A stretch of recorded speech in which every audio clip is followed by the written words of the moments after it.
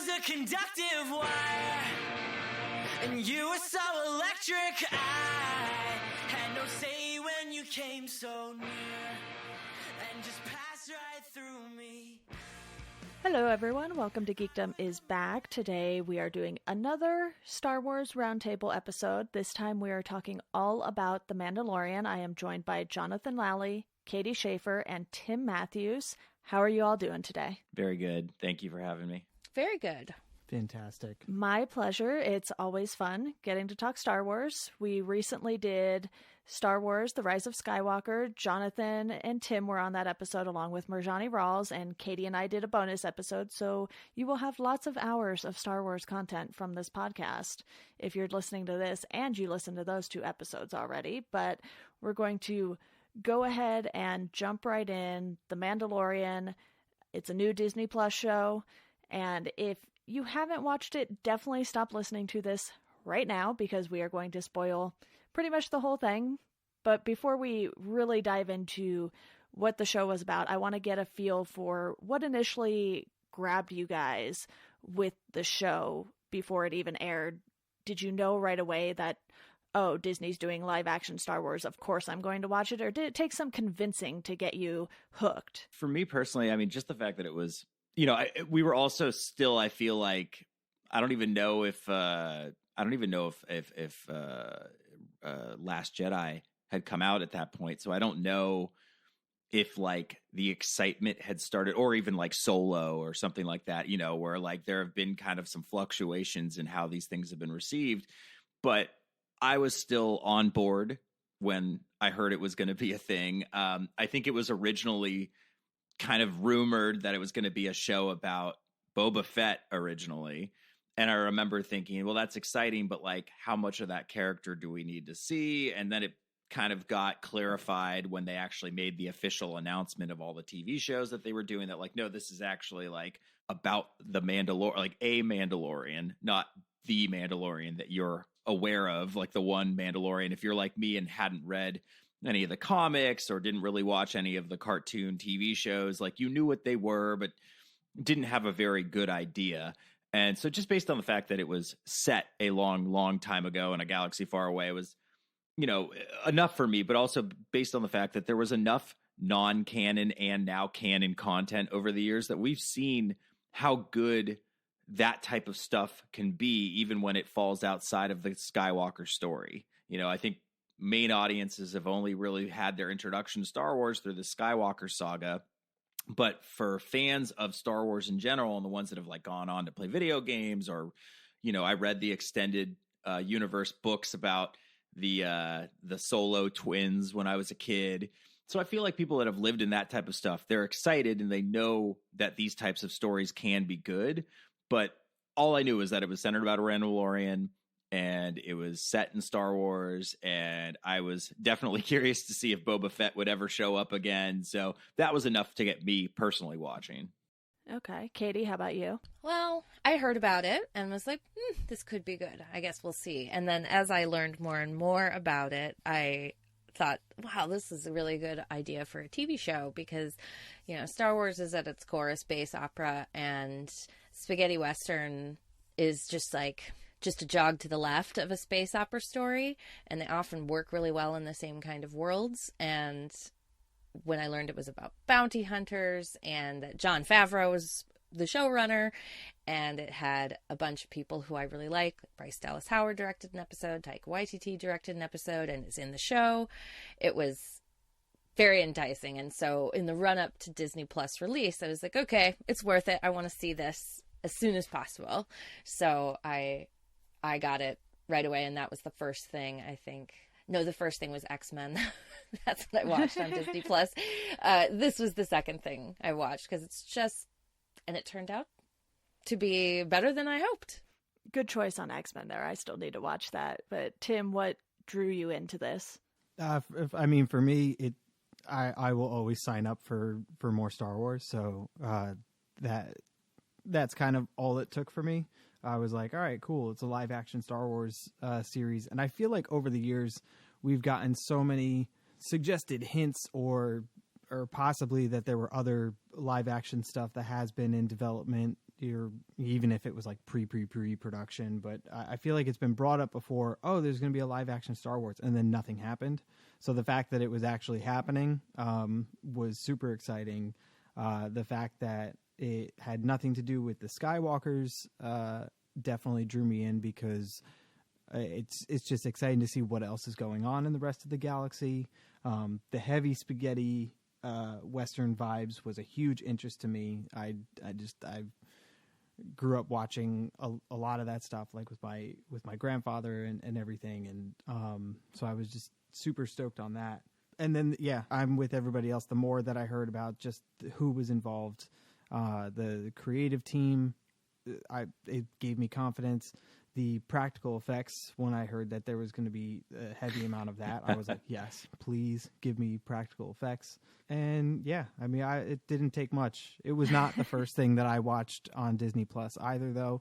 That was reserved for the glory that is Jeff Goldblum.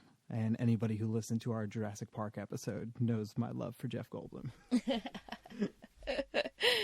It's certainly one of those things where we were all kind of like, oh, a live action Star Wars show? Cool. Let's check that out. And they didn't have to do a ton of convincing, it sounds like, for all four of us to get on the Disney Plus train. It's like, oh, you're going to give us Marvel and Pixar and Star Wars and, Nat Geo for people who like to watch that. I saved some stuff for my mom on my account from Nat Geo, but it's one of those things where they have such major properties. You're like, yes, I'm going to take this and I'm going to watch a ton of things. There's some stuff, Katie mentioned X-Men, that I haven't got into, but just the fact that they were like, hey, we're going to kick this thing off and give you a live action Star Wars show. I was like, well, you already had my money, so yes, I will watch it. And I've watched the animated shows. I'm not up to date on Resistance at the moment because we no longer have the cable channel that it's on or whatever. And so I'm kind of waiting for season 2 to hit Disney Plus so I can binge my way through that. But the Clone Wars and Rebels, I loved. So I was like, okay, I see the creative team. I like the creative team. I'm all in on this. And I just wanted to see what they did with the production, the sets, and like Tim mentioned, the practical stuff, that it would translate to the small screen and not just be a, oh, you only get this in the movies kind of thing. And it's like, Disney has so much money. They better do it right. Another thing before we dive into the show, though, I'm curious about is how well did you all know the Mandalorians before going into this? Did you know anything about what they stood for, where they came from? Or was it sort of just like, oh, hey, Boba Fett has Mandalorian armor, and that's kind of the extent of my Mandalorian knowledge? That was quite literally all I knew. And even though I had read some extended universe stuff and I knew that it was like Mandalorian armor, I was always kind of under the impression that he wasn't actually a Mandalorian, that he was just kind of repurposing their gear as part of his costume setup, and I believe that he also had like Wookiee hides like Boba Fett did. And I just remember being like, oh, it sounds like he's just kind of like taking bits and pieces from different types of things that he likes to build his persona. I never thought, and I don't actually know, and maybe Katie or Tim would know, but I don't think, was Boba Fett actually a Mandalorian?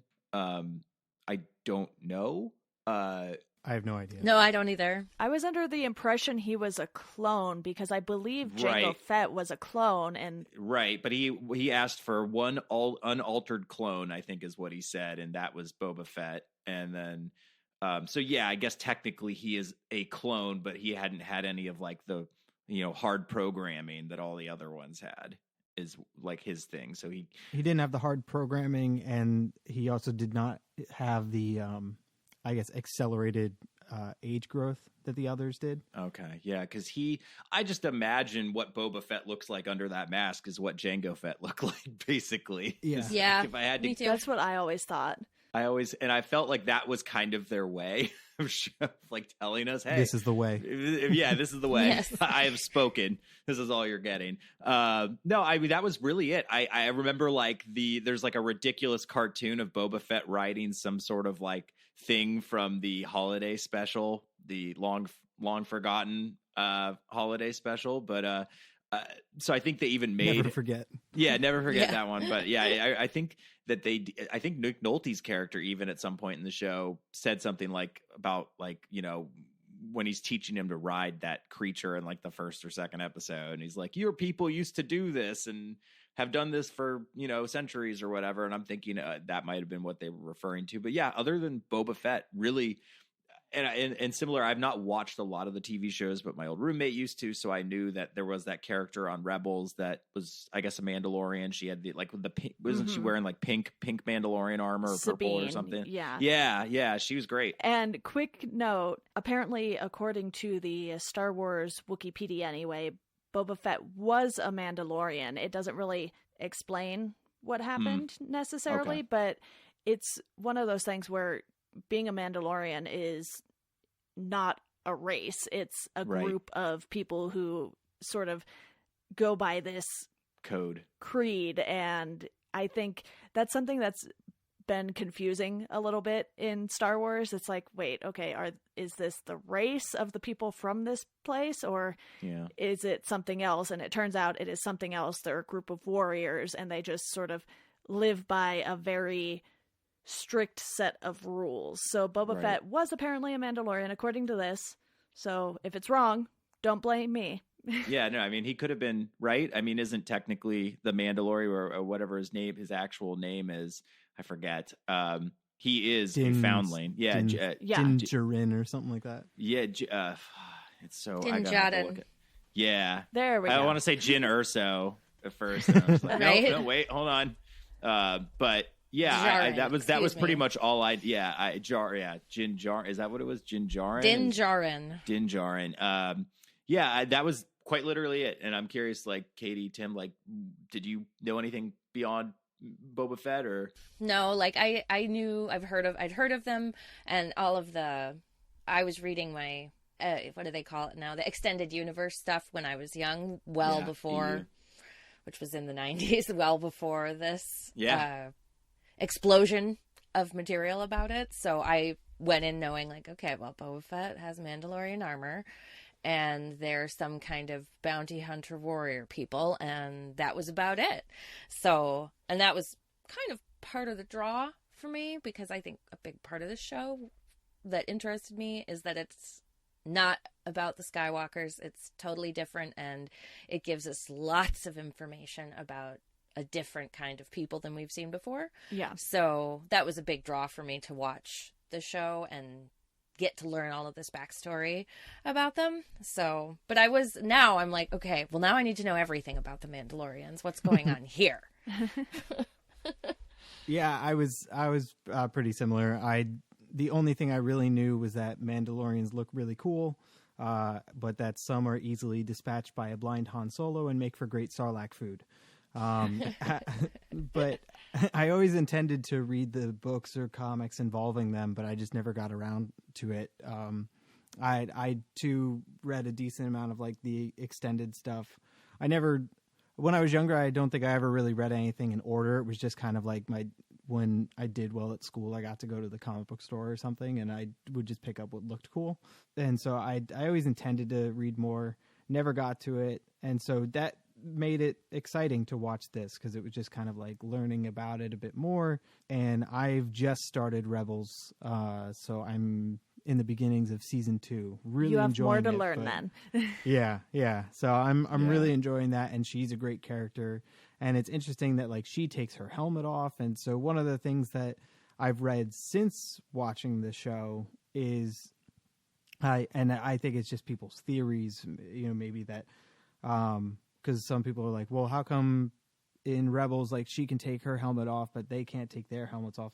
Some people's theories or thoughts are that specific clan, that like there's the Mandalorians, they follow this creed, but that there's separate clans, so like that group that Din Djarin is with, this is like their set of rules, and that maybe the group that Sabine is with had a different set of rules, or maybe the fact that she's off on her own, she's not really with the group anymore, but still has her armor. I don't know, but I won't say anything just in case I'll learn more in the show.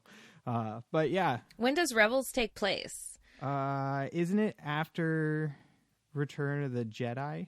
Deanna coming in hot with that Wikipedia. I'm getting there. I'm so bad at knowing when things take place. I know. I'm just online imagining somewhere. Deanna like with a physical book, like paging through. Yeah, flipping. Hold on. Star Wars Rebels takes place between Solo and Rogue One. So between episodes 3 and 4 too. This is after, this is all after Return of the Jedi, Yeah. right? This is So- 5 years after the events of Return Yeah, of the Jedi. because So- Order 66 has already happened, and Right. there are so few Jedi left. That's right. Yeah. okay. So it could have been something that changed in the meantime. So Yeah. Right. Yeah, because Mandalorian takes place after Return of the Jedi, but before The Force That's Awakens. right. So Yeah. I knew it's a bit something there. later. Yeah, it's a weird, bit and later it's like in the I timeline. need like an actual like map. You know, Yeah. like I need Right. I need one of those like things like those infographics you see on a Wikipedia page about which band members have been in a band as long. You know, Yep. like Yeah. okay, where do timeline. these shows take place, and the overarching like, and just have like the Skywalker saga at the very top. Just be like, That's okay, this literally is like your what I looked at, basically. It's a timeline Yes. of all of the movies and Perfect. shows. There's even one that has like a timeline of all the canon novels and everything now. So, Oh my God. Yeah, it's one of those things where I was like, oh, I'm going to try and read the novels in order. And Katie and Tim, you both mentioned, the ones that are not canon anymore. I believe they're calling that the Legends series now. Yeah. And Okay, I have that's a it. book called The Mandalorian Armor sitting on my shelf that I have not read. But I have I think that's seen the one I wanted to read and I haven't gotten to it. Yeah, I have seen those Sabine episodes, and Tim, since you are watching Rebels, I'm not going to spoil any of it for you, but Appreciate it. it's like Clone Wars where they do 2 to 3 episode story arcs. So they have this whole thing focusing on Sabine. There's the dark saber that pops up in there, and you just get some more of that Mandalorian lore that you kind of have been wondering about this entire time. So I agree with Katie. This show did a really nice job of letting you know more about who the Mandalorians are, how exactly things work with this particular clan. And I think what happened with Sabine was a little different as far as, taking the helmet off and everything, because she wasn't in the clan when she's off with the rebels, as you can tell, that's kind of obvious. And I think with Mando, even though he's a bounty hunter, he still chooses to go by that creed. So I don't know if it's just like you can't go back, like he said, if you take it off. And Sabine just had no plans to do that. I'm not totally sure, but Tim, I think you'll like that story arc once you get to it. I don't even remember what season it was in, but it was good. So there is that. Awesome. I'm excited. I've been super impressed with the show so far. The storytelling's been great, and I need to catch up with you. I need to just start it and then watch it, and then you and I can like chat back and forth, because Deanna and Katie are already so far ahead. Perfect. Oh, Yeah, I haven't seen Rebels. I'll have to catch up. Oh, on you it. haven't Oh, watched there it we go. either. I Oh, haven't. okay. I haven't watched it. I'll have to give it a watch. Yeah. I've I'm seen giving like, you guys homework. bits. I've seen Yay. bits. I've seen bits. It's the one that Freddie Prinze Jr. does a voice in, right? Yeah, Yes. that blew my mind. Yeah. Yeah. I got so excited. Sarah Michelle Gellar too. Fun fact. Oh no Oh, way. yeah. Yes. Yeah. I checked Yes. out the IMDb list of the people voicing, and I was scrolling and I saw that she Yeah. plays some character and she's in more than one episode. I was just like, yes. Yeah, that's great. It's like, and I honestly, we can get to this later, but based on the stuff I've looked at, and I will try not to spoil too, because I haven't watched Rebels, but I do watch enough stuff by like New Rock Stars and John Campea and all these other nerds on the YouTube sphere that have kind of given me an idea of like what we might see next season. We can kind of talk about. I'll try and do so gracefully without like spoiling, too much, but. Yeah, that was it. Between like, and once again, even still, I don't know a whole lot about Sabine because I haven't watched enough Rebels. But that was kind of my only intro to Mandalorian, was Boba Fett and a little bit of what I've seen in passing of Rebels. Yeah, I definitely want to dive in and start talking about the cast and the characters first. We've obviously touched on the Mandalorian himself, and you have this great group of cast members, and you don't need them all in every single episode for things to work. And then you have, you know, your random people who you are certainly familiar with, but they only pop up for an episode and then they're gone. And it's just like, yes, this is the kind of stuff I want. So what are your general thoughts on the cast and the characters they gave us in this show? Overall, I thought the cast was fine. There were some that that were brighter than others. I was a little butthurt that like it became evident pretty early on that like we weren't going to actually see Pedro Pascal. He was just going to be this voice, which was a bummer to me because I have seen him in a handful of things. I actually never watched really Game of Thrones when he was on it. I saw a few seasons of that show, and it was not the ones where they were, I think, Dorne or whatever. But I have seen all of the seasons that Narcos that he was in. Yes. And I loved him in Narcos, and he was okay in the Kingsman sequel. That wasn't his fault. Just the sequel itself was whatever. He was in that? Yeah.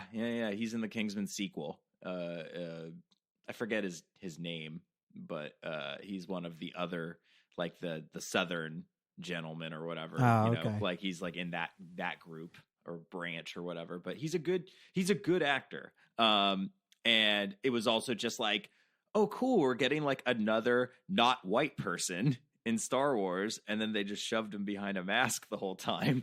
And it was like kind of a bummer, you know, because I remember one of the things reading about Diego Luna being in Rogue One, and I remember just reading this really touching story about how, I don't remember if it was a father or a son, but it was someone, and they were saying, you know, I've just never seen someone who looks like me in these types of movies. And I feel like that was kind of a missed opportunity, but I think that we will see that change a little bit in the future as far as Pedro goes. As far as his lines and his character, they were all great. Like, I still think he did a wonderful job given the fact that he's only doing voiceover most of the time. And his character was really good. But I actually really liked a lot of the supporting characters. Mm-hmm. I really thought that Cara Dune, Gina Carano's character, I thought she was amazing. I've really, really grown to just adore her between like Deadpool and the Fast and Furious movies she did. She's just very enjoyable, awesome person. And just, I really liked her character. I like when they brought her back. I thought Werner Herzog being in it was just awesome. I think he's never even seen a Star Wars film. And nope. He was like, he has not. His interviews have been amazing. Yeah. Oh, I'd be all curious. Of his I gotta watch that because all I know, and it's funny, I'm not familiar with. I know who Werner Herzog is, but only based on like seeing his quotes all the time throughout like the internet and how he just comes off like this amazing salty filmmaker.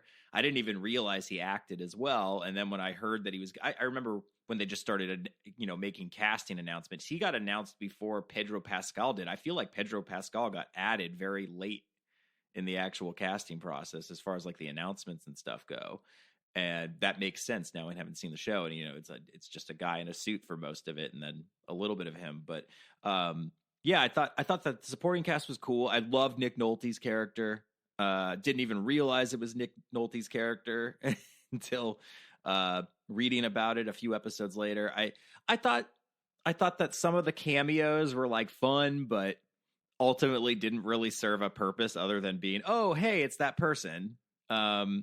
I liked that he kept using all these comedians like Amy Sedaris and Bill Burr, or having those voiceover actors like Jason Sudeikis and Adam Pally and, Taika Waititi. I thought like all of that stuff came together to make a really good, it's like all the ingredients came together nicely.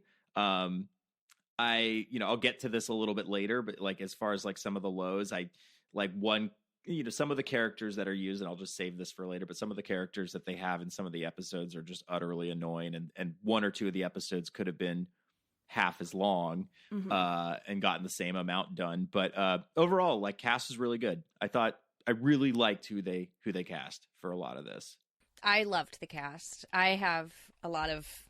I do know quite a bit about Werner Herzog, and I've seen a few of his movies, and he is exactly as he is in those interviews. Every interview that Werner Herzog does is well worth watching, and all of his movies are really great. He does lots of documentaries, and when I heard he was cast to this, I was like, oh, this is perfection, because he gives his all in every movie that he does, because he does do a little bit of acting, but I think it's very much like, oh, that sounds fun, I'll do that. Oh, this looks good.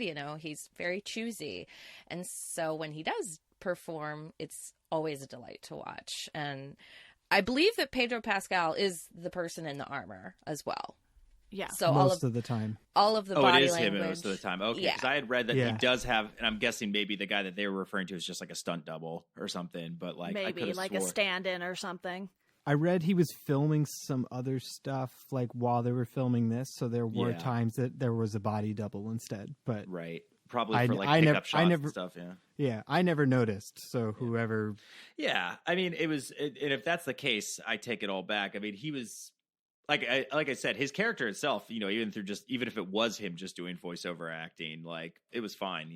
When you see him, and I just hope that we see more of him in the future, I guess. Yes, so do I, because he does have a very expressive face, and he is very good at this role, at being kind of stark with his performance. It's when he delivers his lines, they're always very matter of fact, and there's not usually a whole lot of emotion in them Yeah. until, I don't know, like the last couple episodes. Once he starts to loosen up and become really connected to the child, then we see his performance change, and I thought that was masterful.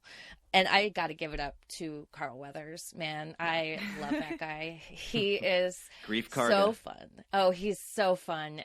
In particular in the Rocky movies, for those who've seen them. Oh, that's okay. I was like, okay, I know this name and I know this face, but I couldn't put where it was from. And, Yes, he is thank Apollo you. Creed from the Rocky movies. And I Right. saw he was in this, and I was like, oh, yes. Because he's so great at these kinds of weird, out there performances, and you never feel like he's laughing at the material he's given. And it's just, he felt very natural in this world, I and loved I him. he encompasses his role so well. And the other person who I thought was just so great in this is Taika Waititi. I mean, I love him. He's Yeah. my favorite director, and he directed a couple of episodes in this. I think in all the episodes where his droid makes an appearance, I think he directed them, which I think is the first and the last episode. And he just adds so much and does such great things with the shots that he does as a director, and he just knows how to make things work no matter how weird what's going on is. So Yeah, his episode felt so distinctly different and great. Yes. And it did not start out in a way. First off, like it could have easily gone on just a smidge too far in that first opening sequence on his episode, and he dialed it perfectly. And Yes. and he showed, just like I hate to make this comparison just because we're talking about like Disney, but it kind of showed that you can have weird and funny in Star Wars, or humor, like overt humor in Star Wars, instead of just a little like grinny type of thing, and it can work. even in really dark material, because at times where this they're is a smacking really a kid. Yeah, it's dark like- show, and he just makes it work. And so I was really impressed with the cast that they got for this, but I do agree that some of the cameos, I was like, okay, like that scene between the two stormtroopers, and I think it's the last episode where they're like that, I was like, this is so Jon Favreau, like this little scene right here. And I know that those two guys are people, because that's what Star Wars says, they're known actors. Yep. So always stormtroopers too. It's always like so you can't see their face. Yeah, you know who it was though, right? Yes. Yeah, Yes. I, And I had to wait until I immediately. I was like, when the commercial. Or it was funny, even though it was like this huge episode that had just ended. I was more interested in seeing who the stormtroopers right were. Right. I was like, I know that vote, and I like and I beat myself up because I just watched a Jason Sudeikis film. I just seen Booksmart, like a day or two before. I've watched it a million times. Call out to Booksmart if anyone hasn't seen it, but it's so good. it's really, really good. But sorry, I hate to interrupt, but I just wanted to say yes, absolutely. Taika was amazing. IG-11 was amazing. Quick note, Katie, he only did the last episode, it looks like. That's right. I think Favreau kicked it off with the first episode, directing that one. But they did get a ton of great directors just for these 8 episodes. So I think it worked really well. But Tim, what were your general thoughts on the cast and the characters? I thought overall it was the cast was really great. It took me a little to take Carl Weathers seriously because of Arrested Development. Like I kept expecting him to just be Oh like, my God. start listing a few things and put it all together, and you've got a stew going. Like, and so when he first showed up, I was like, oh, this is so weird. But then I eased into it and got my own like mindset of him out of the way, and I'm like, okay, he's great. You know, it's so he's wonderful. I thought Pedro Pascal did a terrific job with Mando. I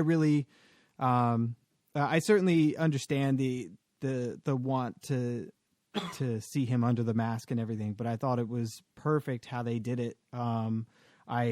I loved that they really stuck to it throughout the majority of the show.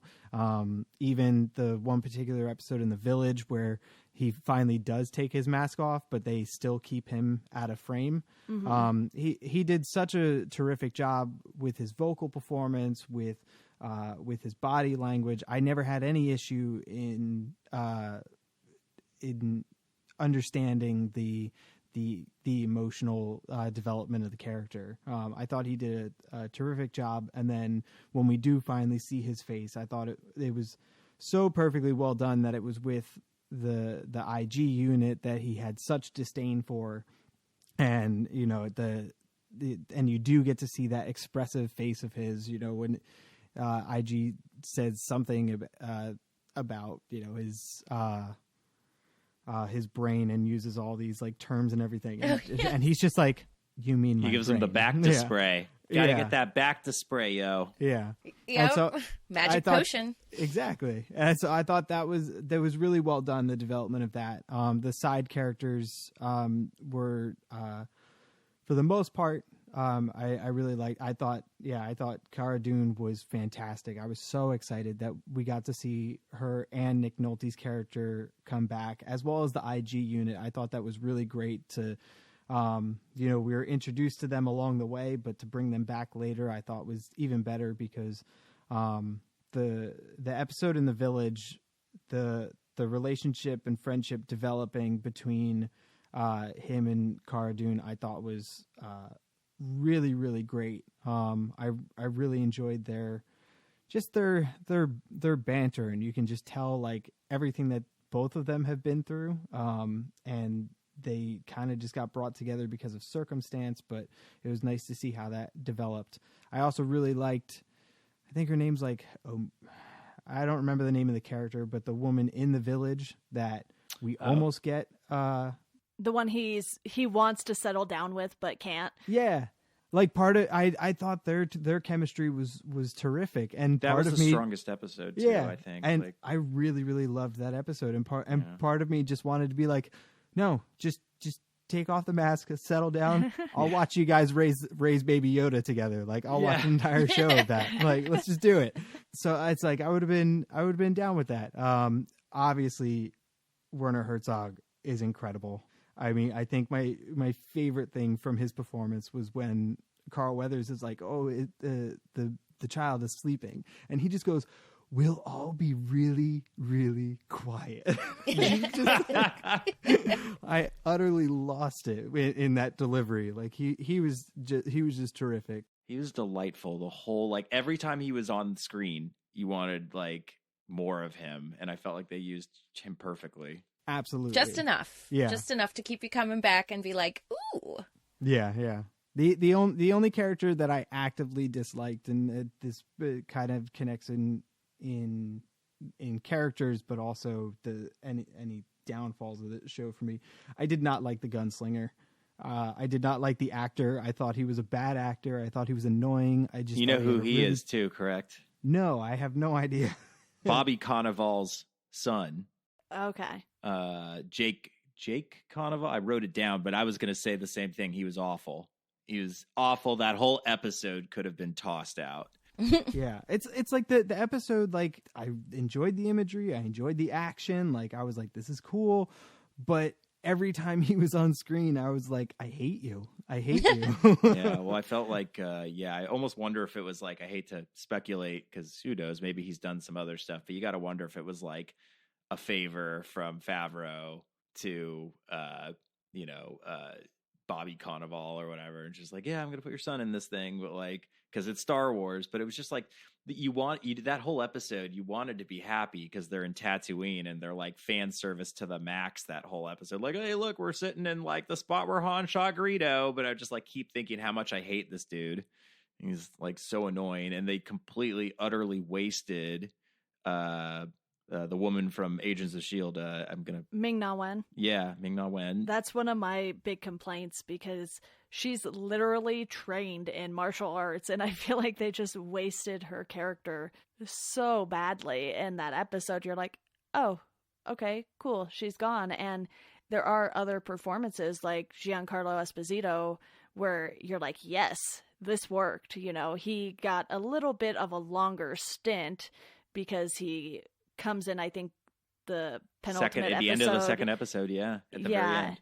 And so he gets a little more time to sort of give us an idea of who he is as a character. And with Ming-Na Wen, I was just like, oh, well, that was disappointing. And it's not her fault. That's just how that character was written. And you have people like Amy Sedaris popping up and going away in one episode. Sometimes it works, sometimes it doesn't. In her case, I didn't think it worked, but I'm in agreement with the rest of you for the most part. The main supporting cast members were all fantastic and fun to watch on the screen. I understand wanting to see more of Pedro too, just because we're like, we know that voice, let us see the face. And that beautiful face. The good looking dude. He is. You get this complexity with all of these characters because there's a lot of mystery for the audience surrounding them. We're like, we don't know who any of these characters are, and you want to know more. And thankfully we do get to know more about Mando throughout it, but the rest, there's still sort of that stuff where you're like, do we know a lot about this person? We don't know a lot, but it's okay because we like them and they're fighting the good fight. So you have moments like that where you're like, okay, these are characters I can really dive into. And I think we'll see them either pop up in like comics or books or something, hopefully at some point, just to get more knowledge if you want it. I don't think it's necessarily needed given how this show turned out with the first 8 episodes, but I do have some fun facts here that relate to the animated shows because oh, cool. The guy who voices Zeb in Rebels pops up in an episode, Steve Bloom, and then Matt Lanter, who voiced Anakin for the Clone Wars, he popped up in that scene where they're going to save the prisoner, and he's in like that control room and has like the funky helmet on and everything, and Mando just has to like knock him out. That was Matt Lanter who voices Anakin in Clone Wars and some of the other animated stuff. So I just thought that was a nice little nod to the animated shows. And Dave Filoni appears in one of the episodes. I don't think I caught his appearance. I don't know. He might have been a stormtrooper or had a mask on or something, but he runs the animated shows. So it was just like, there we go. I think he's either a producer or a writer. Yeah, he is involved in this somehow. And he directed 2 episodes. Okay. Perfect. Oh, awesome. Yeah. So nice little appearances there and nods to the animated shows, but there is one character we have not discussed yet, because I wanted to spend a whole separate question on Baby Yoda. Is Baby Yoda the greatest marketing thing that Lucasfilm has possibly unintentionally come up with in quite some time? Man, oh my gosh. So I love, first off, I'm going to try and keep it quick because I know I tend to like ramble, but I'm just going to say, I love that everyone calls it Baby Yoda instead of quote unquote the child, how they're marketing it. Like clearly the fan base has their own plans for this character. Yes, absolutely. Didn't Bob Iger get yelled at by Jon Favreau for calling it Baby Yoda? Oh, yeah. I hope so. It's like Jon Favreau's the nicest, happiest guy ever, but like you mess up and you call him Baby Yoda instead of the child. Yeah, I think if you Google it, I'm pretty sure Bob Iger gave an interview where he was like, "Yeah, I kept calling it Baby Yoda, and John yelled at me." Yeah. Oh my gosh. To imagine being like the guy that gets to like, even though it's like he really didn't actually yell at him, but you're like, oh my God, like the one person that can actually call out Bob Iger. It's like the guy making the show. I'm sincerely curious what Disney's end game with Baby Yoda is. Will it tie into something bigger? Is it this contained story that's going to be like quite literally what drives the entire series? Is that child technically alive still? Where, you know, is it going to be one of those things where like, do we actually assume it's a he, but it might be a she? Like there's all these things that they could do with it. And also like where is this Baby Yoda been like during, you know, the First Order episode 7 through 9? Like what's going on? So like something, you know, there's a lot of story to be filled in with this character. And it's like, you know, yeah, I'm excited to see what they do with it. It could go awful or it could go really well.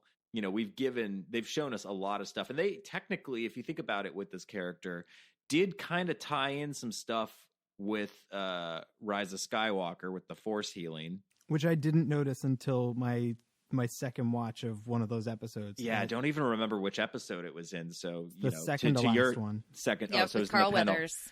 Oh, that's right.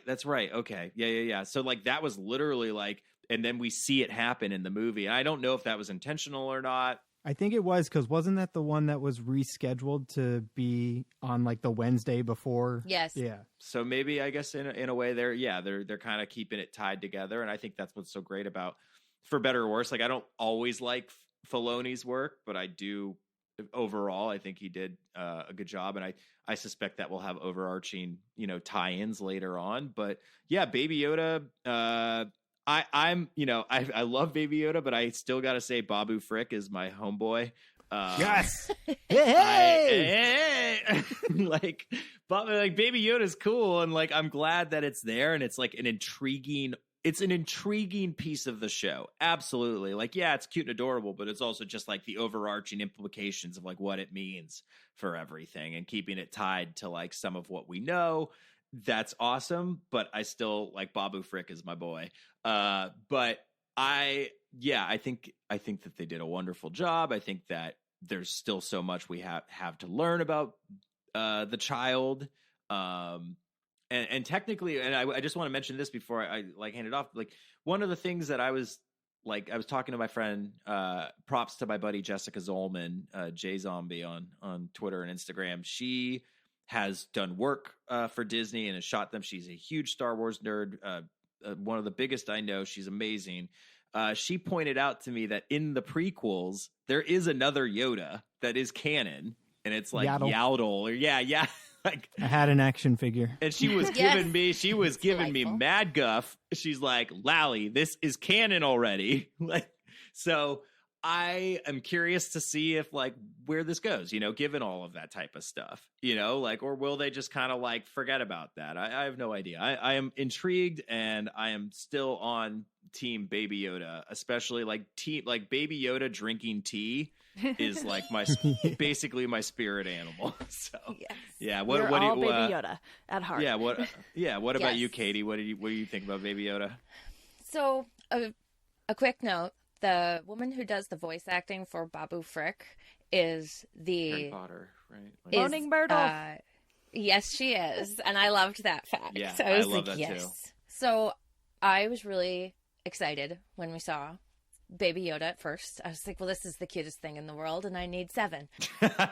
But I really love the fact that they chose to do it as puppet, and that this is all practical effects. Yes. And I thought, and they do it so well. That little puppet is incredibly well done.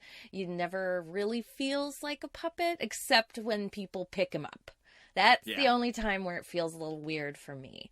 Otherwise, the child blends into the world. Like, he's so cute. And I agree. I keep trying to use they pronouns because we don't know if Baby Yoda is a girl or a boy. And we should let them choose. And I think that Lucasfilm somehow had no idea what was going on, and that Baby Yoda would be like an instant internet meme and everyone would love it, because I know that for partially there wasn't any merchandise prepared because they didn't want any leaks, because Lucasfilm is hardcore about those leaks, but they should have been prepared. Like, they really should have done something about it, because I think it's so appealing a character, and I think they're giving us just enough information about the baby which is in the first episode, the client tells that Baby Yoda 55. Yeah. Okay, that little guy's 55. So that also looks great. gives us. He does looking good. Yeah, I want to know what his secret is. His or her, sorry, their secret. I want to know what Baby Yoda's secret is. If it's like, like are they on the keto diet, or like what's, they It's the drinking skincare lots of water.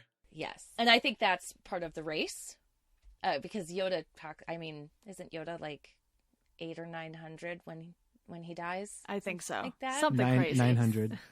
Yeah, when 900 you reach. Yeah. So I thought that this was just a great addition to the show, and I think that it's a very wolf and cub kind of story between the Mandalorian and Baby Yoda, and I think that works so well and plays into both the Japanese samurai inspiration that this story obviously has a lot of, as well as the spaghetti western. And I'm really excited to see what more info we're going to get, because I'm hoping next season they'll give us, as much as they've given us about the Mandalorians, they'll then give us about Yoda species. Yeah, I agree. I mean, it's definitely a great move.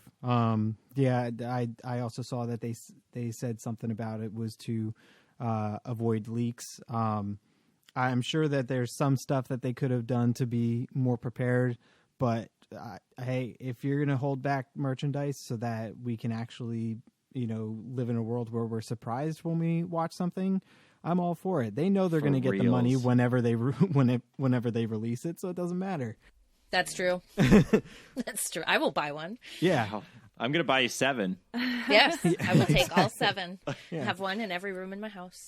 Exactly. It's so, yeah, not only is he super adorable, but as Jonathan was already saying, like, it opens up so much to potentially learn about this character. And Katie, you said you hope that we learn more about the species. From what I understand, George Lucas has always been very, very intentionally guarded on Yoda species. We don't know what Yoda species is. We don't know where Yoda is from.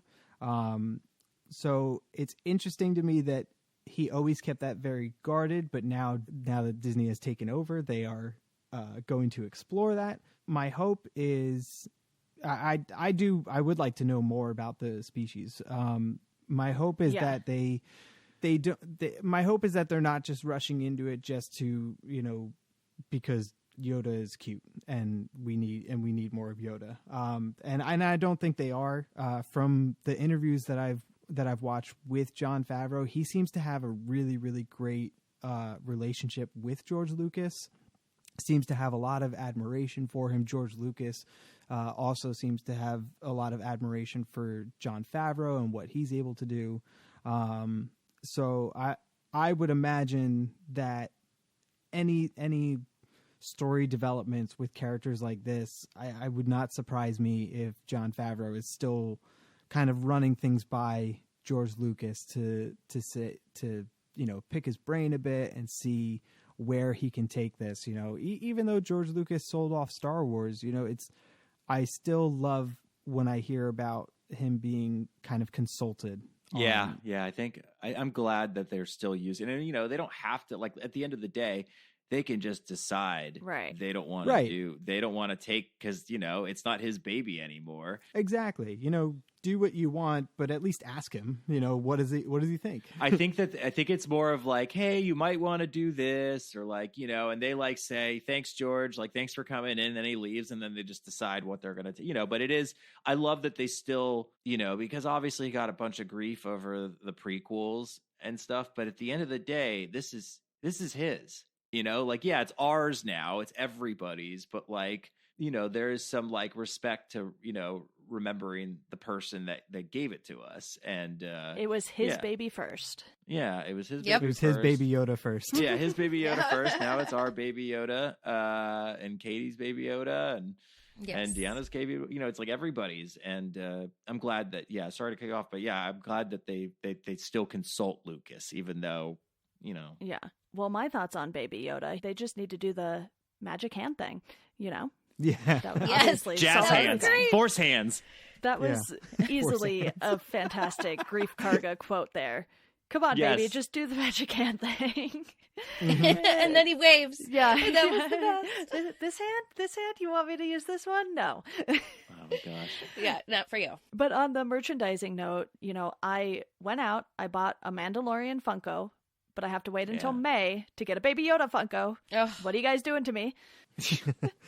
It was one of those things where obviously because they had given us the Mandalorian in the trailers and everything, it's like, okay, yes, you can have those Funkos prepared well in advance. Yeah. But May does seem like a pretty bad timeline, in my opinion, given how many Star Wars Funkos there are out there already. It's not like Funko wasn't expecting to be making Star Wars Funkos for literally anything that comes out ever again with Star Wars, but They're all also basically the same structure. yes, it's gonna look like Yoda, just younger. Like, Yeah, Right? Yeah, it is a but little. it it's a little looks crazy. adorable. I will wait for May to come so I can have it show up at my doorstep. Yeah, and May's my birthday, so I'm very pumped. I get Black Widow in May, and then I also get apparently Baby Yoda Funko. So very pumped for that. You should but- definitely get one of All those. for Jonathan's birthday. Yeah, no, Yeah. like not so subtle. Hey guys, my birthday's in May 5th. Just who wants to get me a Baby Yoda Funko,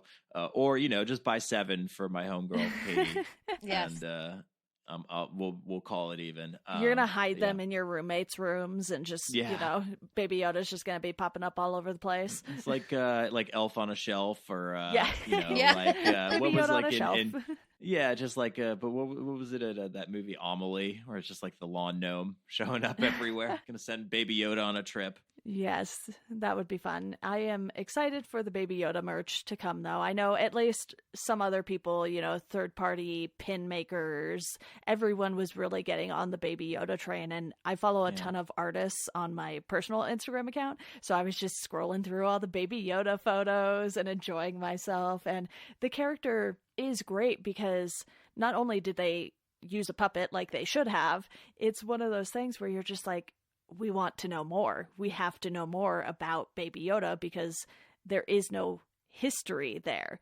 We just know that the Mandalorian was sent to kill this little adorable creature and chose not to. So Baby Yoda changed the course of this guy's life because he just felt compelled to not complete his bounty and not let IG-11 complete the bounty either. So that first episode basically changed both characters' lives for the next 8 episodes, and it seems like there's still a lot more to come with Baby Yoda. I can't imagine they'd be like, nope, you only get a season. That just would be ridiculous. Yeah, no, it looks like they've already greenlit the second season. Yeah. They just within the past couple of days they've announced that it will come out. They haven't said when, but it's coming back in 2020.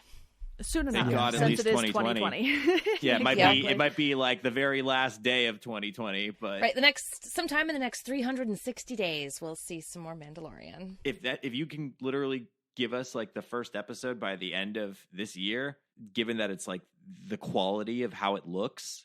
Yeah, take your time. Take your time. your Yeah, time. please. The writing, like it was a little like it was spotty here and there, but for the most part, pretty good. They're going to learn from their mistakes this time Yeah. around. We can get a really solid. I have a feeling second season's going to be where it hits its stride. Yeah, well, I'm sure we'll get to overall thoughts, but it felt like standard season 1 pacing type things, Yeah. figuring things out. But I believe in watching the final episode, I know both Katie and I watched the last episode pretty soon before we started recording.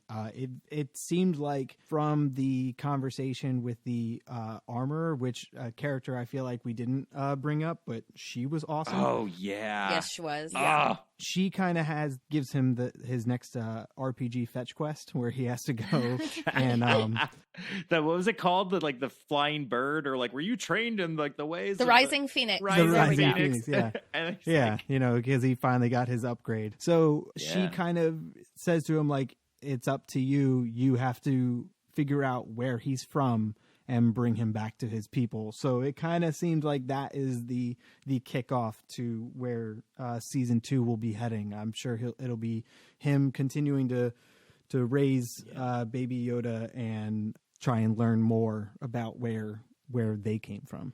And hopefully he will have a little bit more control over his jetpack. So, Yep. you know, that'll make things a I little mean, impressive, easier. though, for a first he did go. just get Yeah. smacked in the head pretty good. So. Yeah, that Bacta hasn't Yeah. completely magicked his head better, I guess. Yeah. Still drying. It's still drying. Still trying.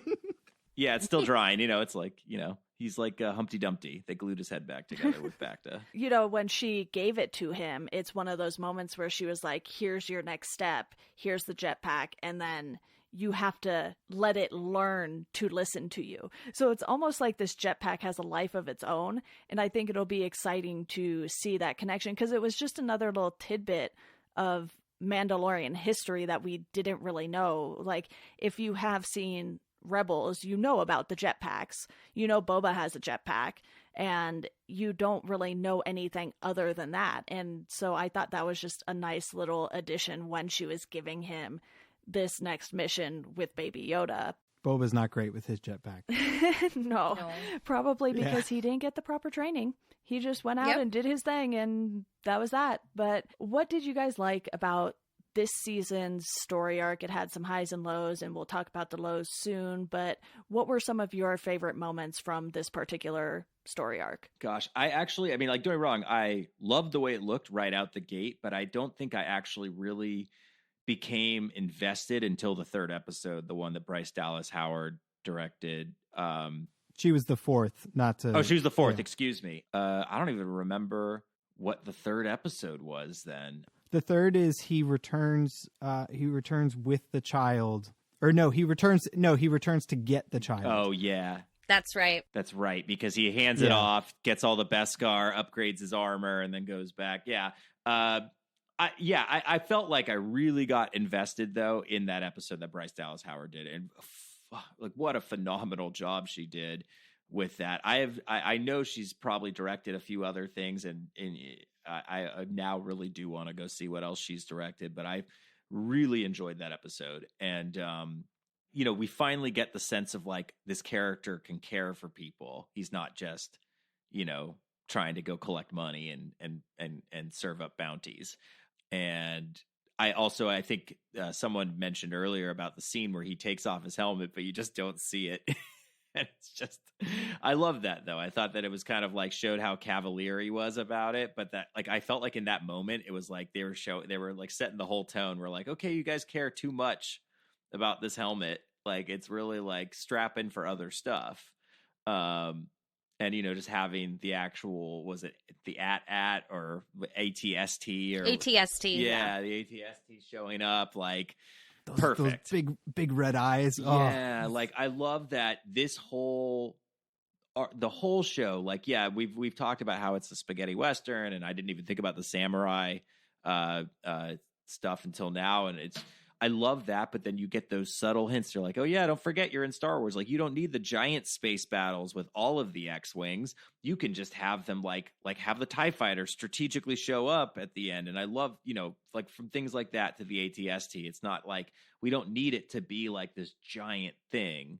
It can still be Star Wars in a contained space. And I felt like that was what was so great about this show. It's like, let's play in this sandbox. And yeah, we're going to like have a few things tie back to what like Baby Yoda. But what about like, they haven't mentioned the Skywalkers at all, thankfully. Like, I don't know. I feel like that's what this show has done so well, is that it shows that it can be Star Wars, but on a smaller scale. And I think like we've all kind of come to realize, and we're all talking about how we grew up, either reading what is now Legend.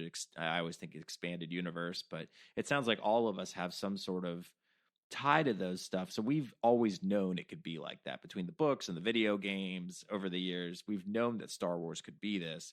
And I just felt like this season captured that really well. Like there were definitely, we can get to it later on, but there were definitely moments that I wasn't crazy about, but overall I thought they did a solid job. I'm strapped in for season 2. I can't wait, but it also makes me excited about what is coming for other franchise. Like, I'm so excited for all the Marvel TV shows. And I remember my biggest, I guess, feeling going in is like, even with Agents of S.H.I.E.L.D., which is like pretty good writing, it looks like a TV show. Like, there's moments where it doesn't, but for the most part, it does. This felt like I was watching a movie, every week, like the production quality of a movie. And it really did feel like Star Wars. And so now I feel good knowing that, like, we're going to have that same type of budget and potentially look to the Marvel shows. And so just what it means for Disney at large and these types of properties, moving these film properties to a more digestible weekly format, it works. And so, yeah, I was very happy with it. I'm super excited for season 2. I think my favorite story arc is watching the relationship between Mando and Baby Yoda grow. How it starts out to how it ends, and each episode gives us a little bit more about that, and we see an incredible change take place in the Mandalorian, which he's not unlikable, I think, in the first episode. Like, he's a cool badass, but yeah, absolutely. By the time you get to the last episode, we know some very important things about him. I thought it was a great thing that they included the scenes with his birth parents dying and him being rescued by the Mandalorians, and seeing how he's brought into this, which gives you a whole new level of understanding why he is so bonded with Baby Yoda, because he sees, his own history. And I think they play that really well. It's not all up in your face. It's subtly threaded throughout the whole series, and I loved that. I think it was my favorite part, is seeing this relationship grow and develop. And there's so many great little moments in this, and I think most of them that are outside of like the main storyline all involve Werner Herzog, or Carl Weathers, because he makes the best jokes. And I think I liked the show from the very first episode. I really enjoyed it and saw like such a lot of potential, because I saw that they had really committed to telling something that didn't touch on anything that we've seen before in the movies.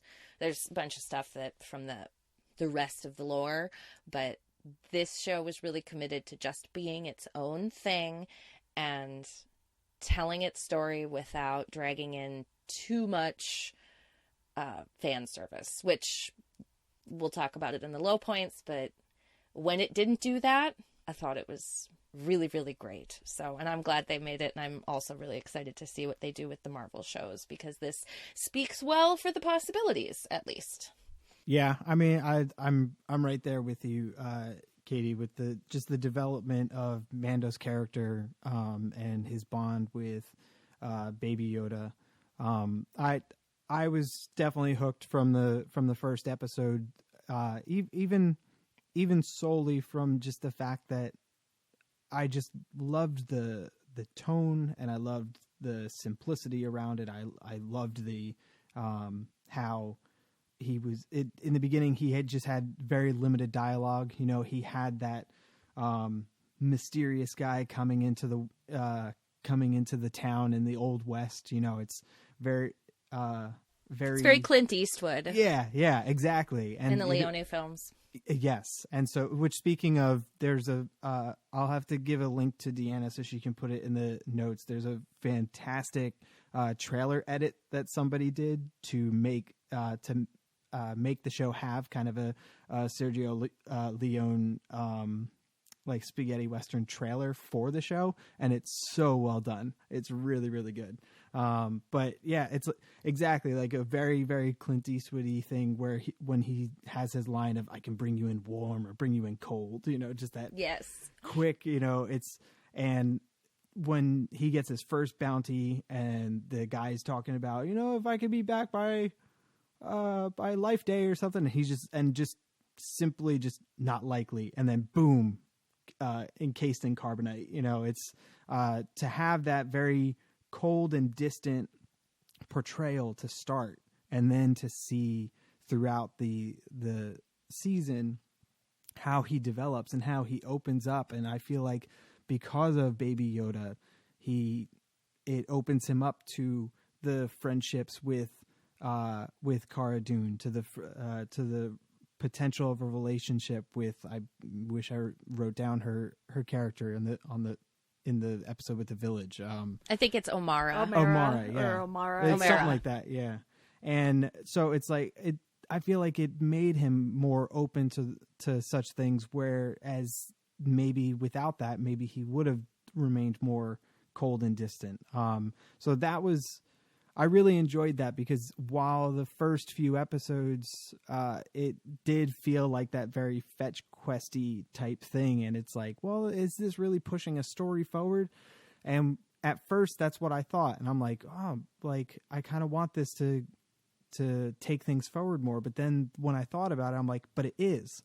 Within these scenes where he is just going off and doing these things, the story with him and his character development and his relationship with Baby Yoda, that is what's pushing forward, even within these little missions that aren't necessarily part of the big picture, but then it all comes together. There definitely were ups and downs in tone and some other things, and we'll get to that. But as far as favorite moments, there's a bunch. I mean, I loved I remember getting really hyped up when he like pulls himself forward with his grapple and hops on the gun and just spins around in the first episode and takes out all the bad guys. Like, I was like, oh my gosh, this is so awesome. And on top of that, as a kid, I always loved IG-88, and I know this is IG-11, but it's basically the same thing. So it was just really cool to see that in action, in live action. Everything with Werner Herzog, fantastic. I really loved the E.T. homage when he meets Baby Yoda, and they're both just pointing their fingers at each other. And that might not even be an E.T. homage, but that's how I felt. Yeah, I think a lot of people like definitely see a little finger like that. Yeah, it's just and like, he heals.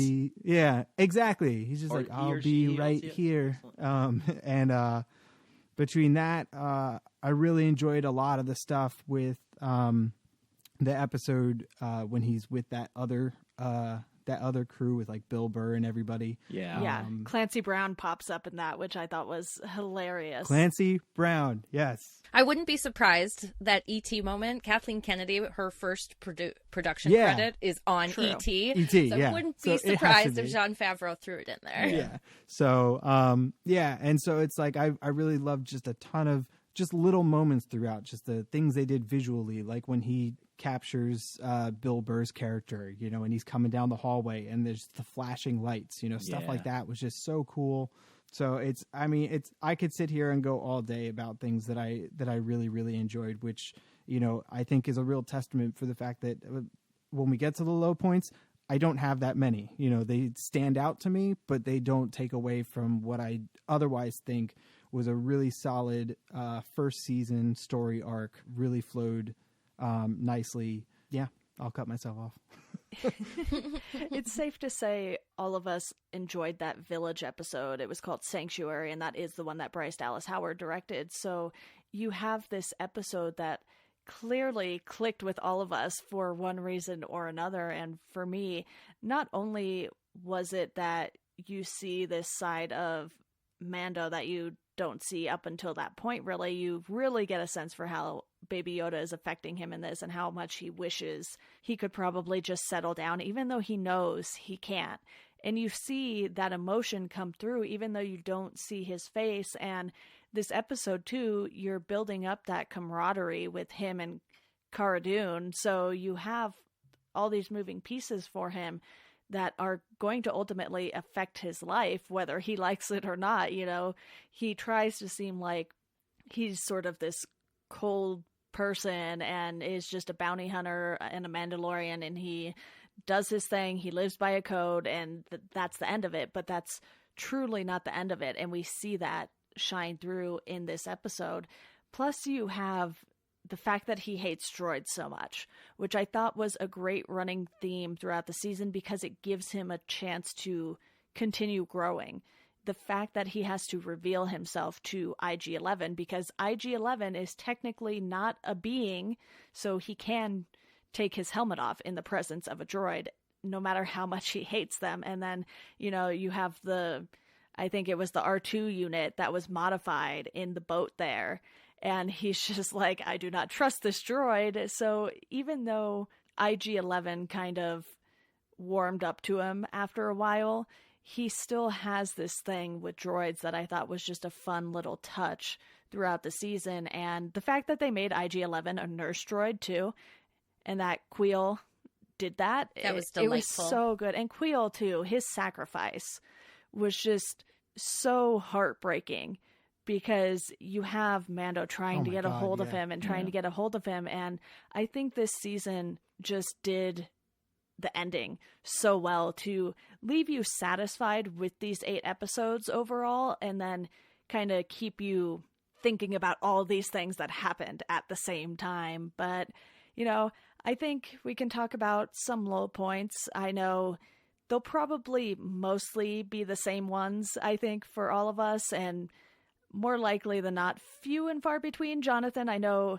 you were texting me throughout, though, and was like, I'm not liking this quite as much as everyone else, but you seem to come around a little more by the end. I did come around. I absolutely did. And don't get me wrong, like, it does not give me pleasure in saying I don't like what everyone else like clearly loves. Like, I will be the first to acknowledge in my old age that I'm becoming the curmudgeon-y old man, and I will acknowledge that most of the time. Like, it was just more like little things, like certain pacing on certain episodes. Like I said, I felt like that gunslinger episode we could have done without the whole thing. It was just like fan service, but like the worst kind, because it didn't serve any actual purpose to the story. I felt like I don't remember anything with like any of the other. It just felt like kind of like an episode of the week, like an adventure of the week type of thing, but I don't remember it tying into the bigger story at all.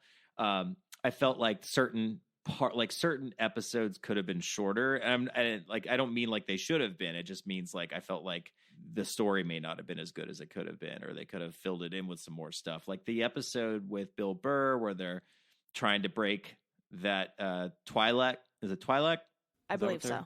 Twi'lek out of the Twi'lek brother and sister, and like getting him out of jail, like space jail. Like, I don't know. It just felt like it dragged on at points where he's like hunting all of them down. And I just remember feeling like this isn't how I should feel about this type of thing where he's like going after all of them. But it just felt like it kept going on and on at certain points.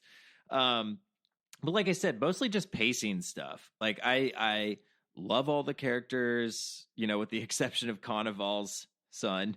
Wasn't big on the gunslinger, but like, even though, like I said, some of these were just clearly cameos for the sake of cameos, it was okay. It was fun. Like the main cast delivered. Carl Weathers was awesome. Pedro Pascal was great, even through a mask. Like you to develop that type of character, we don't even see them 95%, 98% of the show, whatever. Like I thought it was good, but like, yeah, there weren't really a whole lot of low points to me. Like I said, I felt like, a lot of the stuff that like I didn't enjoy, they're gonna have worked out a lot better because in second season you don't have to introduce us to all these characters, So I think that some of those stories obviously served as like a purpose to get us introduced to certain things, but like overall I really enjoyed it. It's really hard to pick stuff that I didn't like.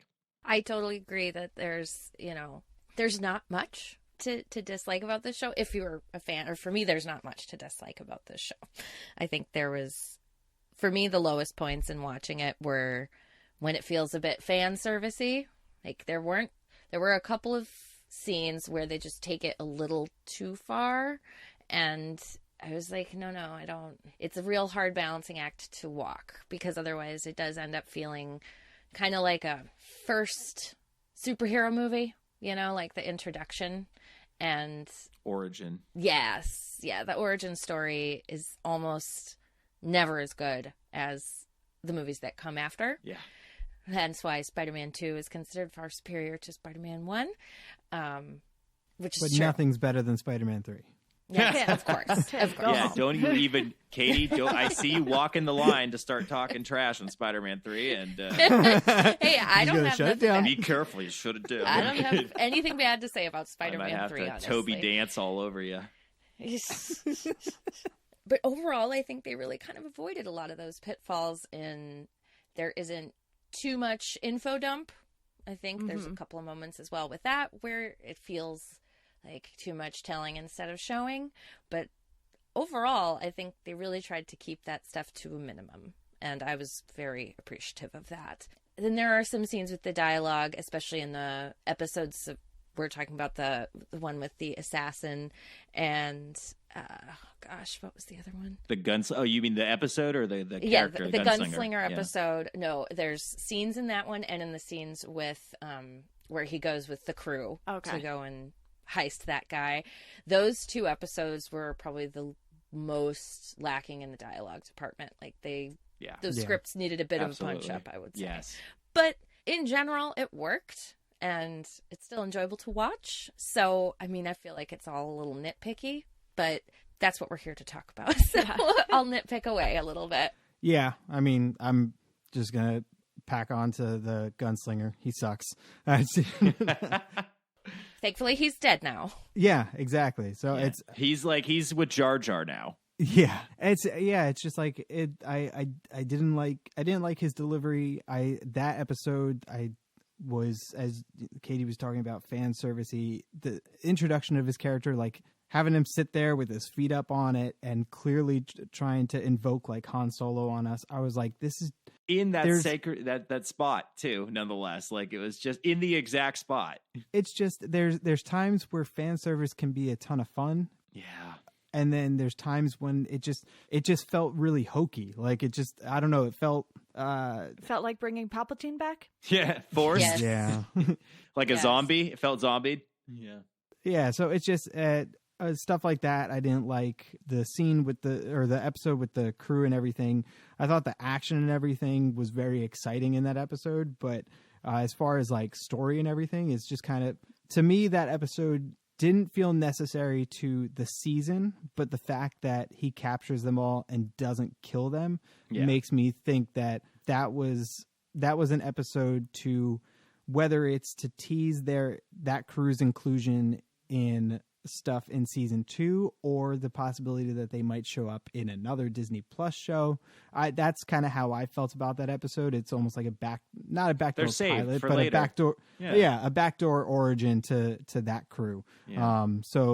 And I enjoyed the crew. It's just kind of at the time in the season, it's like, all right, well, I felt like we're kind of on the rise towards the conclusion of the season, and this was a sidestep, but it was still exciting stuff. So it's like my nitpickiness of that episode, I was still entertained, and I think that's the good thing about this show and this first season, is that the stuff that I do feel nitpicky about, like it didn't really take away from any one episode. The scene with the stormtroopers at the beginning of the last episode, I think it's hilarious, but personally, it just feels really out of place from the rest of the show to me. It felt like an SNL digital short. Yeah. I might be... It did. Of course, because Sudeikis only hypes that even more. Yeah. And so to me, that was really, really funny. And if it was a digital short on SNL, like I would have loved it. And I still enjoyed it watching it, but it was just kind of... The last episode, to me, I absolutely loved Taika Waititi, but I felt like there was tone issues there. I think it corrected itself after that. And that scene was worth it alone just to see IG-11 show up and just completely wreck the two of them. Yeah, can we say Yeah. though, like how odd is it that they were able to take out Quill from far away, but then they just have this whole montage of how shitty they are at target practice. It's like felt a little like that was like it was like I know that I'm like obviously looking once again like the curmudgeon-y old man. I'm like, okay, just like enjoy the fact that they gave us a really funny, very Taika Waititi scene in a Star Wars show, and just enjoy what you're being given right now. But yeah, that part definitely felt a little little like it went on just maybe a few too long, but still enjoyable. Yeah, like that's my thing. It was very funny. It was very enjoyable. But if I'm to look at it from like a critical standpoint of the episode, it just felt really out of place. But the rest of the episode was, incredibly great in all its highs. Despite that, the IG-11 sacrifice was a highlight. So anytime there was something that I was just kind of like, I don't know, there was 1,000 other things to get me hyped up and excited. So I'm sure if I thought about it, there might be other nitpicky things. But frankly, after the really long Rise of Skywalker episode, I just want to think about positive things. Yeah. The fact that you think that scene should have been a short or something kind of reminds me of what Pixar does a lot. I don't know if you guys have watched any of the shorts on Disney Plus, but after Just Toy the Story Forky. 4, yeah, they put out the Forky ones, and that immediately came to mind when, Tim, you said it should have been like a SNL digital short or something. They could have just put that on Disney Plus as like a fun little bonus thing. Right, Give or us- like Give an us end Star clip. Wars short films. Yes. Give us Star Wars short films. Oh, that'd be so like a below decks. Like they have a couple episodes of Star Trek, Yeah. where it all takes place below decks, What, with like the and that's what shirts that or feels something. like. Yeah, like just the people who go about there every day, like keeping the ship clean and stuff like gosh. that. Oh my God. Please give me that. I would be so excited. That's a Star Trek thing that's coming. There's a couple of episodes in Next Generation and DS9 where they do that. Okay. But there is going to be an entire show coming on CBS that is all below deck stuff. That's great. That's awesome. fun. I like when shows give you that bonus material. And, with something like a Pixar movie, they have to plan it out. It's not bloopers Right. necessarily, because they're literally animating these things. So even when they take the Wait, time what? to do bloopers, it's just so fun because I'm like, yes, you thought to do animated bloopers. Thank you. Yeah, Yep, and they're the like, bloops. and they're written. They're actually Yeah. written bloopers. I mean, it's like, Yep. yeah, that was Everybody so... wants bloops. Yeah. It's funny, when I was typing up my notes for this, I was like, oh, there weren't really any low points for me. But then as you all brought up the Gunslinger episode, I was like, I don't really remember that character. So clearly it was a low point for me if I don't even remember it. But I think, it was one of those things where the low points weren't so drastically low to where I was like, Right. oh, this ruined everything for me, because Right. Jonathan, like you said, it was sort of a new adventure each week. How do we keep Baby Yoda alive each week, basically? And it was just fun to get that kind of feel, even if it was a little disjointed at times, because Star Wars hasn't really done something like this before. Like I said, with the animated shows, they would do 2, 3, 4 episode arcs. Sure, you'd have your one-off episodes, but they would take time on certain stories. And with this, they gave you a full story start to finish, but they kind of broke it up in a way to where you were like, okay, this week we're doing this week we're meeting his old crew, and sort of getting a little more about his background without them really saying too much. And while that episode wasn't one of the best, it was something you could still pull at least some important information from by the end of it. So the low points weren't too terribly low for me. So that leads me to my final question for you guys. Overall thoughts on this season, and did this season make you more excited for season 2? Yes, I'm all about it. I'm super excited. Like I said, I think that they've now fleshed out these characters to where we're on board and we're ready to see what's next for them. I do hope, and I've mentioned this in the past, that we know what Star Wars can be between some amazing video games. Tim, have you played the what was it, the Fallen Order? Fallen Order? Weren't we talking about that last time? Yeah, we spoke? it arrived while we were recording. Yeah. I have started it. It's super awesome, and that's actually the reason that I'm not further in Rebels, because I keep playing it. Yeah. But, Balancers. and I will be playing it after we wrap up here today. So All this Star Wars that we've been given, you're like having trouble balancing it all. Exactly. I get it. Yeah, I mean, we know what Star Wars can be, and this has shown what Star Wars can be. And I'm super excited, especially given, and I'm curious for the people, like it sounds like Deanna and Katie have both watched Rebels. Is this correct? Both of you have watched that? Nope, I haven't seen it. Oh, you haven't seen it. Okay. So now we have potentially, because there's only one dark saber. We didn't even mention like the Juan Carlos Esposito ending there, but they revealed, which is kind of a connection to Rebels, because the dark saber exists in the Rebels TV show. And I heard people trying to like speculate whether, because I guess Dave Filoni is the writer, producer on Rebels, but also has deep involvement in this show. And people, some bloggers that I follow have all had episodes where they're trying to speculate for season 2 if like they'll somehow try to tie in animated characters and cross the animated characters over into the film stuff, because we haven't really gotten that yet. And I'm not saying it's necessarily a good or a bad idea.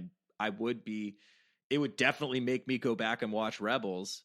Like it would have, I'm already going to do that, but it would absolutely, for someone who now knows that there's more of this character that's popping up, it would be a great way to like boost that type of stuff.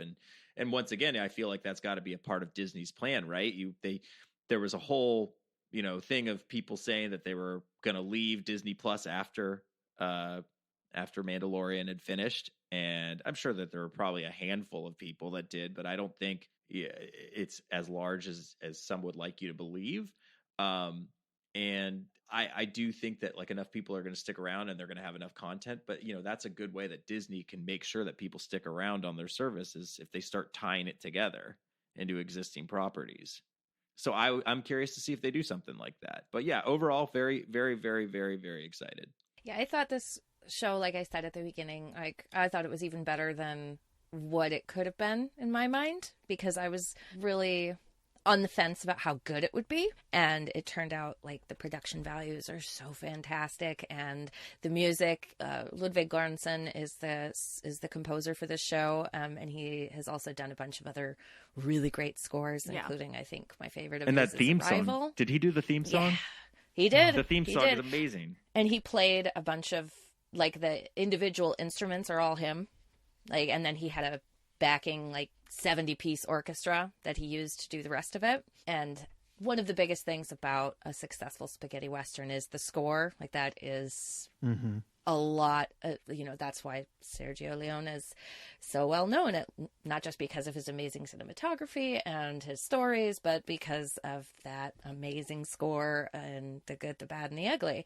And I think this show really captured all of those elements and brings them together and puts them in a Star Wars universe. But, it didn't necessarily at times even feel like a Star Wars universe, because it's so separate from what we know of the movies. From all the rest of the material, like the games and the books and comics and everything, no, then it does feel very much of a piece. But if you've only seen, the 9 movies, then watching this, like, it does feel very fresh and very new.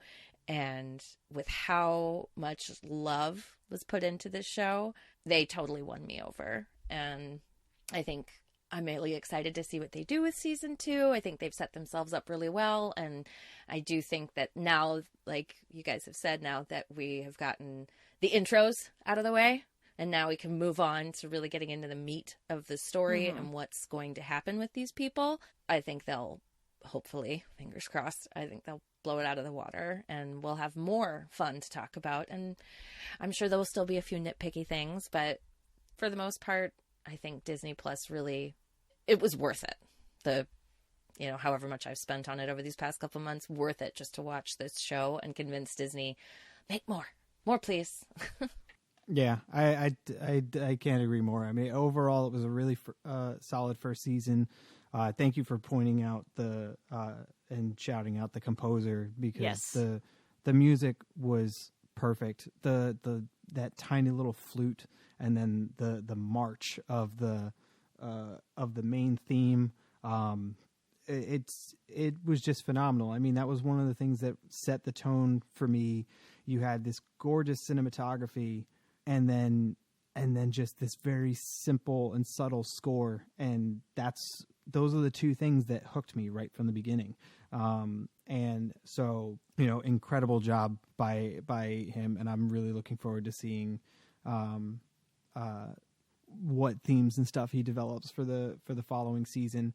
I want to shout out a really awesome moment that I really loved when Mando in the last episode, before he gets blown up, when he first bursts out the door, he like bursts out the door and fires his gun. And I recommend people like going back and watching this moment because the music cues are so on point with the beat of what happens that it's like that could come across hokey, but it doesn't. Like it's just done so well. And frankly, that is kind of a very spaghetti Western type thing. I mean, the music does feel very self-aware in those films, in the way that they connect to exactly what's happening.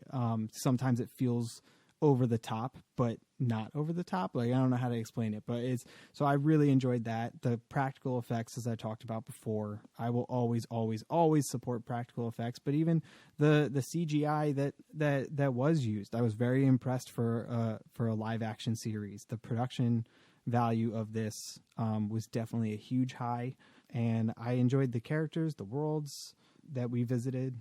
It definitely makes me not only excited for season 2, though the comments that I've seen online from Disney saying that more familiar characters will be involved in season 2, it makes me a little bit nervous, but I will be cautiously optimistic and hope that, whatever characters they bring in, I just hope they handle them with care and it feels natural. As long as nothing's shoehorned in and it just suits the story and fits in with the time frame that this show exists.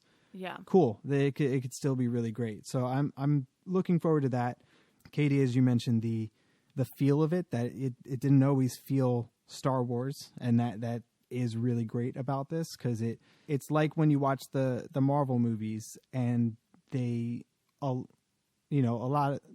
is a lot of connectivity in those and a lot of samey feel, but when they do allow them to branch into those other genres, this is an example of that, where it's, as Jonathan mentioned, when that ATSD shows up and you're just like, oh my God, that's right, this is a Star Wars thing, because you're just wrapped up in the moment before that. So it makes me excited for season 2, but also for the other Star Wars live actions that we're going to get. I believe we're getting a Cassian show. I'm not sure. Yes, we At are. some point. Cassian Andor. Yeah, and we're getting. Yeah, I'm not sure what the timeline is on that, or on Kenobi, but I'm excited for both of those. And if the quality of the production and the writing can be, even half of this, I think we're in good shape. So I'm excited to see where it goes. Yeah. What about you, Deanna? I'm just glad that they kicked this off with The Mandalorian as the first live action show, because if they had been like, oh, we're bringing in Kenobi, which, don't get me wrong, I am totally going to watch the Kenobi show, Absolutely. but it just would have felt like they were giving us something we've already had, either with the movies, with the animated shows, because Kenobi was very, very present in the Clone Wars animated show. So we've seen a lot of that character, and he has great storylines in there. And it's not that I don't want more of that character. It's just nice to have something new and fresh, and, whether or not it connects on a bigger scale, we'll see if they do that in season 2. But what they gave us in season 1 was just so different and refreshing, because, especially after discussing The Rise of Skywalker, we were all kind of like, okay, give us something else. We're done with the Skywalkers for now. Let's do something else. Yeah, and this was that, and it came out simultaneously with the movie. So a lot of Star Wars all the time. Since you guys haven't seen Rebels in full, for you, Tim, that's my homework for you guys. I think it's something all of you would appreciate and enjoy, even though it's, quote unquote, a kid's show. Yeah. Yeah. I don't care. I that? hate when people say that cartoons have to be kids shows. Like, Yeah. it's, We're not watching Daniel Tiger here or something. For those of you who are familiar with what Daniel Tiger is. I don't even know I'm what literally it is. about to say I'm going to have to go Google what Daniel Tiger is. But Daniel Tiger is a kid. It's for like 3 and up. I know what Peppa Pig is. I know what Peppa Pig and is. Daniel Tiger is the character from Mr. Rogers' Neighborhood. That was his little puppet. Yeah. Was So Daniel Tiger. we won't hate too hard, because it's That's my youth. No, I should I've remember got that. nothing against it, but Yeah. But yeah, that's the cool thing about the Rebels, and I think I was talking to Deanna about it when I started watching it. Like, when they first announced it and they were showing how it looked and everything, I really enjoyed Clone Wars, and so this one I think was one of the first ones when Disney took over, if I'm correct. But they're like similar style, correct? Like Yeah. it's same animation style. It's similar style, but it's just kind of like, I guess some of the marketing, I was like, oh, it feels like it's a little more kid friendly. But then I started watching it, and it's like, yes, it's a kid's show, but not really. But not really. You know, it's definitely it doesn't hold back. You know, when it needs to, it allows itself to get dark. It allows itself to get philosophical. And so, like all the best cartoons, you know, when you look back at, you know, the old X-Men ones, the old Spider-Man ones, Batman the Animated Series, Yes. like, they were kids shows, but they treated kids in an intelligent way. And that's something that I really enjoy about that I'm really enjoying about Rebels. And you know, I forget, are we getting another Clone Wars season? Didn't they say they're going to bring back final Clone final Wars season in like a month. Yeah. Like really soon. Is it going to all drop at once, or is it going to be a weekly thing? I have no idea on that front. Maybe they'll do like I a imagine 3 it'll be episode weekly. drop, and then sometimes with animated shows they'll handle it a little differently. Like I was watching the new Young Justice series on DC Universe, and they would drop 2-3 episodes at a time, even though with the hour-long shows they would only do one a week. So I don't know if they're going to take that approach or what, but yes, more Star Wars to come. I am very excited for it. Not only season 2 of this, but season 7, I guess, of Clone Wars. Yeah. Well, I was going to say, quick thought, and it doesn't have to be anything drawn out, but on the fact that, you know, this was a weekly show. Yeah. What is everybody's thoughts on kind of this?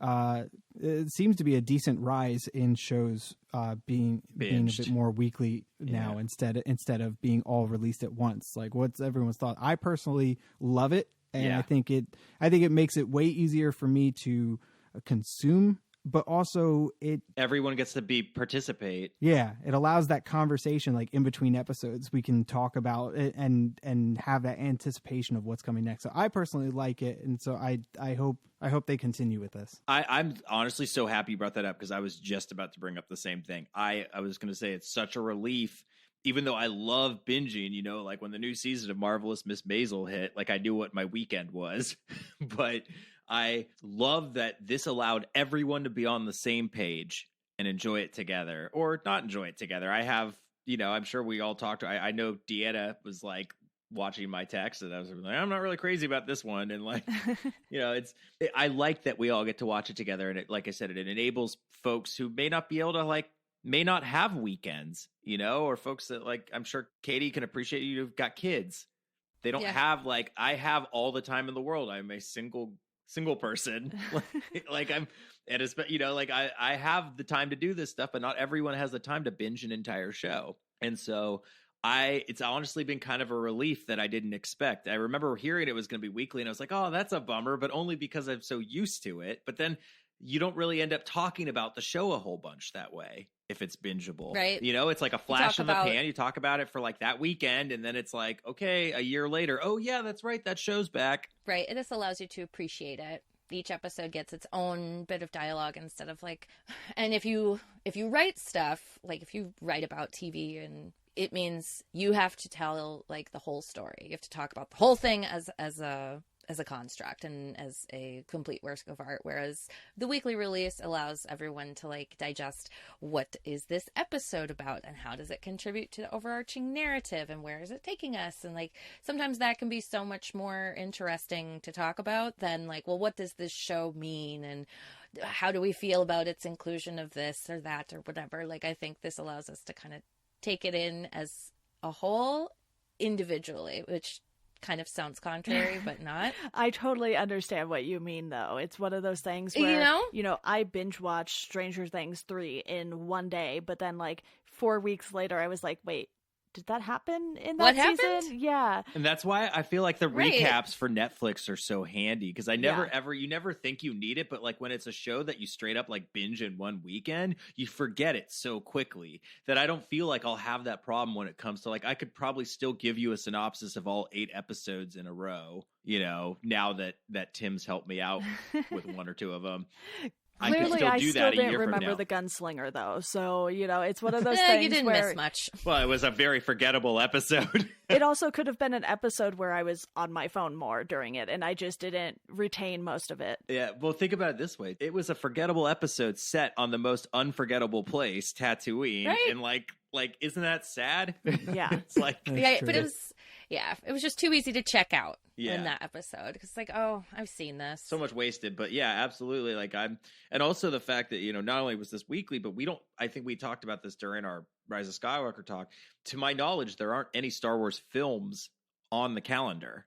Like, it's just, I think it's Not on the calendar, but they've been greenlit. Yeah, I think they're figuring it out. the Game of Thrones producers walked away from theirs. I guess the Ryan Johnson Thank one God. might still happen. And I guess, what's his name? Kevin Feige is supposed to be doing one from, Yeah, there's Ryan Johnson's trilogy is still on. okay. As far as I know, I was just looking on IMDb while we were for Yeah. many questions to be He- answered while we're Yeah. doing this, and Kathleen Kennedy is still on there. Yeah, and I think Ryan Johnson said that as far as it being called a trilogy, like it seems like he hasn't necessarily like committed to it being a trilogy. Yeah, he's signed for 3 movies. Yeah, That's but his contract. so his thing and the most recent rumor is that the next focus is going to be during like the High Republic, so like the Ooh, awesome. old order of Jedis and Sith, and I'm cool with that. Just give me a bunch of Jedi and Sith like fighting each other.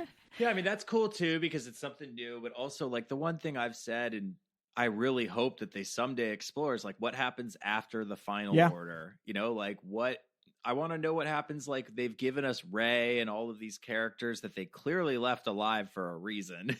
Like, Yeah. Everyone just hangs out in a bar and they give me the Cheers sitcom that I've been wanting yeah, in the Star damn Wars straight. universe. Oh That's my all I God.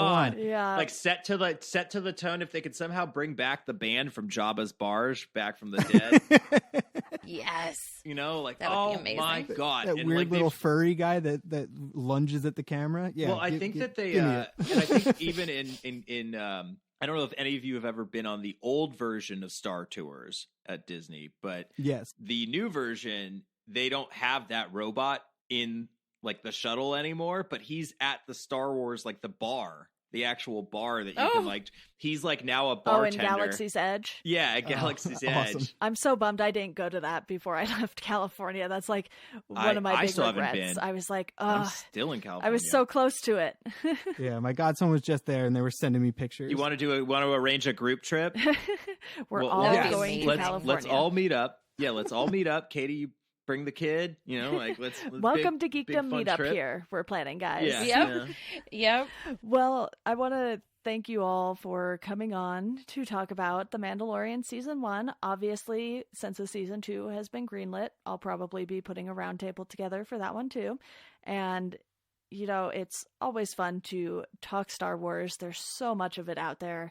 I'll probably have to cover some of the books and comics eventually, because I'm sort of making it a resolution here in 2020 to cover more TV shows and comic books and things like that, because last year was very, very Marvel movie heavy because I wanted to finish up all of those. But again, thank you all for joining me today. Thank you for having me. Thank you very much for having me. Absolutely. Thank you for having us. Always a good time. Of course. Always a good time. Yeah, I'm so Yes. glad. And like I said, I'm so happy to. I had Marjani last time, no Katie. This time, got Katie and no Marjani, but we're gonna make it happen again at some point. Maybe one Yes, day I we will will. get ambitious and do a 5-person podcast. Yes, We'll see. I need We'll Tim in there see. too. That need Tim. we'll have to set aside 3 hours for. Yeah. Yeah. Yes. Good luck with your editing on that one. Yeah. Yeah. Before we go, though, I quickly want to let you all know that you could support the podcast on Patreon for $1 a month. You'll get a thank you on the show. $5 a month, you get to pick a topic. If there's some Star Wars stuff you want me to cover and I'm unaware of, you can do that there and just demand that I cover it, and I will have to do that. And you can find us at Geekdom Pod on Twitter and Welcome to Geekdom on Instagram and Facebook. As always, thank you all for listening, and we hope you enjoy the rest of your day.